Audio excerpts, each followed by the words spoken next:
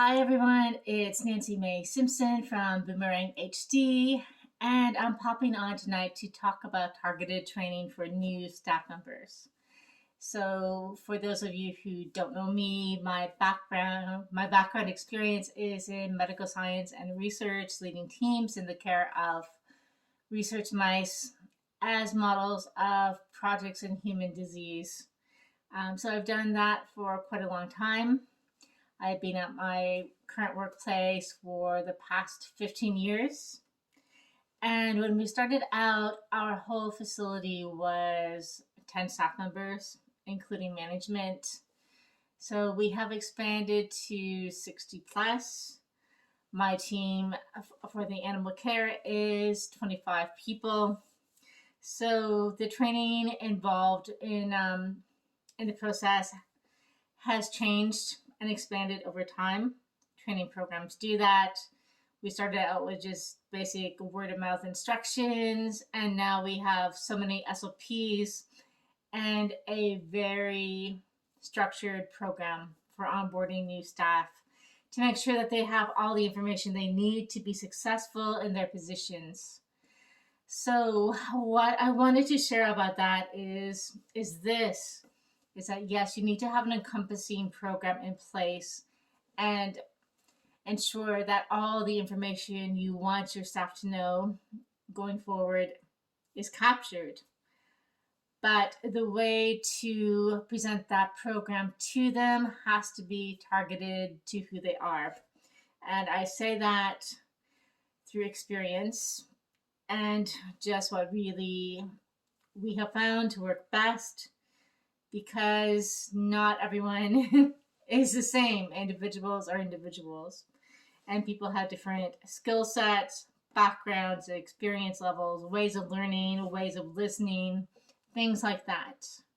So you have to be able to tap into the person in front of you that you're training, ask the right questions, and really assess what is going to work for them in terms of onboarding, training, and ultimately their success in acquiring the knowledge you need them to know to go out and work independently on the floor. So I wanted to share a couple of examples of that because we actually at work have just this month brought on 2 new staff members. Both of them are vet techs. All of our staff are very highly qualified in animal care before we bring them on board. We have those minimum standards for engagement and basic skill sets and knowledge. But coming on board, it's really important that they go through our SOPs, our procedures, our training program to make sure they know what they need to know when they come in the doors. So we have 2 employees. One is Carol, and she is coming to us from a lab background. So she is coming to us on the flip side. She actually managed a lab for an investigator who was studying models of human disease on the other side of animal care. She would come in and collect the information from the project and, write it up, organize it, schedule the lab staff, those types of things, but it wasn't the direct animal care that my staff is responsible for. However, she does have the scope of research. She understands the bigger picture. And so training with her has been much more verbal. We do have the written SOPs, standard operating procedures that everyone is responsible to know. But I can talk her through those versus, someone who has never done anything with mice or worked in a facility or things like that before. She gets it. She just needs to get it from our perspective. And so she's doing amazing. And I would say, she's pretty much ready to be on her own, obviously with senior staff and management available as a resource for her. She is ready, and I'm confident that she will ask the questions if there's something she needs to know. it's really very important for employees to be willing to ask when they don't know. And that's one of our precedents we put out there repeatedly. I always say to them, ask any question, ask as much as you need to, and it's okay what you don't know. What is not okay is doing something when you don't know, because we have a lot of responsibility for a lot of people's projects and the welfare of these animals in our care. So she's good. So training with her was pretty smooth and pretty quick. So she's there. The second person we have on board is Sam, and Sam is a new grad from the vet tech program, and he is super enthusiastic. But his perspective is limited to the classroom, the handful of animals he worked with at school. He knows the general processes and principles of animal care. He just doesn't have the hands-on experience yet.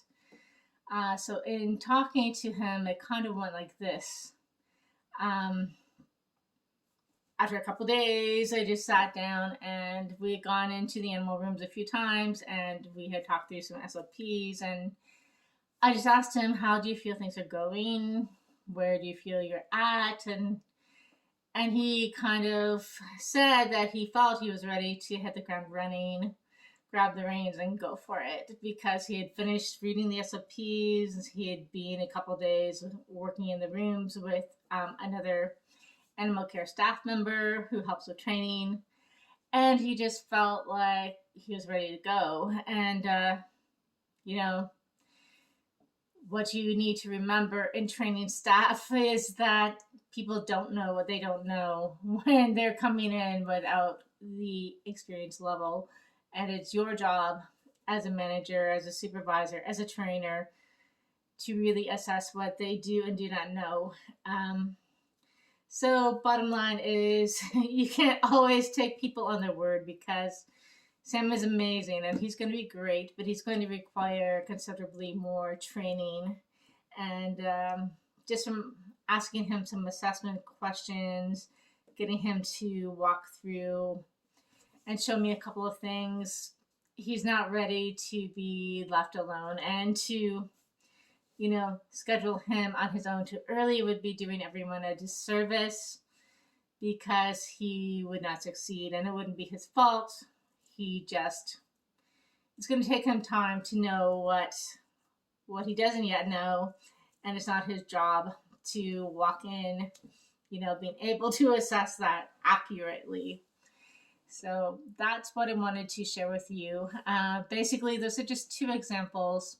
So training is an investment of time, energy, money, but it's also one of your biggest returns on ROI, because you are going to come out with highly skilled, marketable staff who are going to give back because they understand the processes and procedures that you're asking them to perform.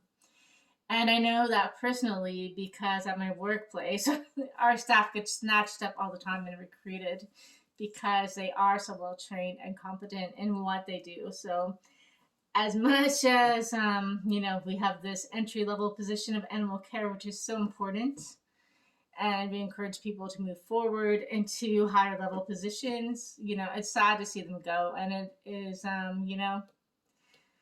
it's also a compliment, because people want their skill set. So anyway, that's what I wanted to share with you tonight. You have to train and assess and target in many ways, and reevaluate truly what people know in the training process. So if you have any questions about training, creating training programs for your team, I've done it several times as our facility has evolved, and I've had the privilege of doing that, and it's one of my things I'm passionate about, because it's empowering people through knowledge and empowering business through people. So reach out and message me anytime. Nancy May Simpson at gmail.com. I'm on Facebook, IG, all of those places, and I'm super excited to talk to you. All right, have a great night. Bye for now.